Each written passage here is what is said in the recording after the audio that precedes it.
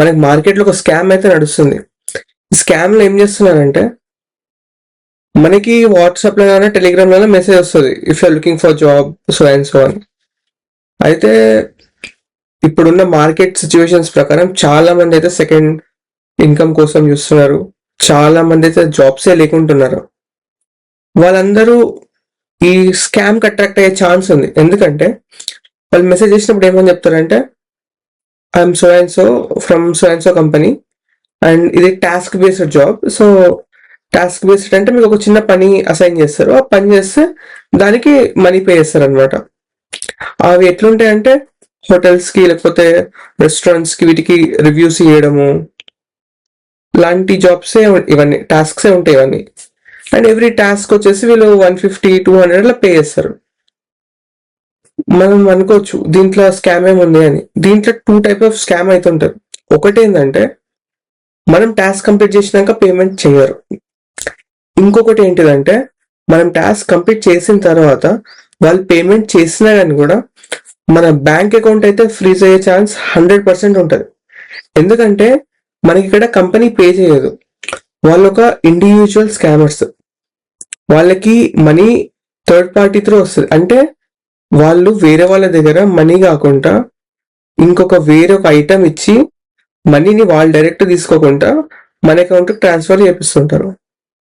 దీనివల్ల account freeze ఎందుకు అవుతుంది అని మీరు అనుకుంటున్నారు కదా. ఎందుకు అవుతుందంటే ఎవరైతే మీకు మనీ పంపిస్తారో వాళ్ళకి ఏం చెప్పి మీ బ్యాంక్ అకౌంట్లో మనీ వేపిస్తున్నారో మనకు తెలియదు. జాబ్ రిజిస్ట్రేషన్ కని చెప్తారు, లేకపోతే అదే జాబ్ అప్లికేషన్ రిజిస్ట్రేషన్ కని చెప్తారు, లేకపోతే జాబ్ హంట్కి ఇది సైన్ అప్ అని చెప్తారు. ఇట్లా ఏదో ఒకటి చెప్పి వేరే వాళ్ళతోని మీకు మనీ వేయించి మీతోని వాళ్ళకి కావాల్సిన పని ఏదైతే ఉంటుందో, టాస్క్ ఏదైతే ఉంటుందో, ఇలా రివ్యూస్ ఇవ్వడము, యూట్యూబ్ వీడియోస్ చూసి వాటికి లైక్ చేసి కామెంట్ చేయడము లాంటి టాస్క్ చేపించి మీకు మనీ ఇస్తారు. కాబట్టి ఎందుకంటే అక్కడ వాళ్ళకు ఫాల్స్ ప్రామిస్ చేస్తున్నారు వేరే వాళ్ళకి, ఏంటి మీకు జాబ్ రిజిస్ట్రేషన్కి అని చెప్పి వాళ్ళ దగ్గర మనీ తీసుకుంటున్నారు. కానీ వాళ్ళ దగ్గర మనీ తీసుకుంటున్నారా లేదు, డైరెక్ట్గా తీసుకోవట్లేదు, ఆ మనీ మీ అకౌంట్లో వేపిస్తున్నారు. వేపించి వీళ్ళు మీకు కావాల్సిన వర్క్ చేపించుకుంటున్నారు. అయితే ఎవరైతే రిజిస్టర్ చేసుకుంటారో జాబ్కో లేకపోతే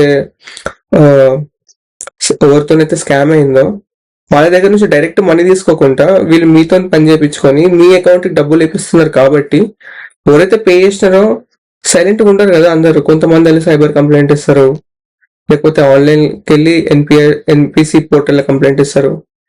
ఇట్లా కంప్లైంట్ ఇచ్చినప్పుడు ఏమవుతుందంటే మన అకౌంట్ ఫ్రీజ్ అవుతుంది. కాబట్టి ఇలాంటి task based jobs, emails, messages లాంటివి ఏమొచ్చినా కానీ కూడా వీలైనంత వరకు వాటికి దూరంగా ఉండండి, రెస్పాన్స్ ఇవ్వకండి, బ్లాక్ చేయండి. మనం రెస్పాన్స్ ఇచ్చి ఏం కాదులే ఒకసారి చేసేద్దాం అనుకుంటే మాత్రం ఇది చాలా రిస్క్ అవుతుంది. ఒకసారి అకౌంట్ ఫ్రీజ్ అయితే దానికి ఒక పెద్ద కథ అది ఓపెన్ చేసుకోనికే.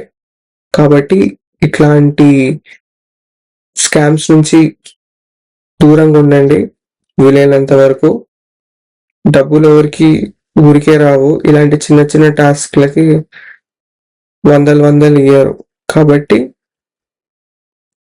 జాగ్రత్త పడతాం.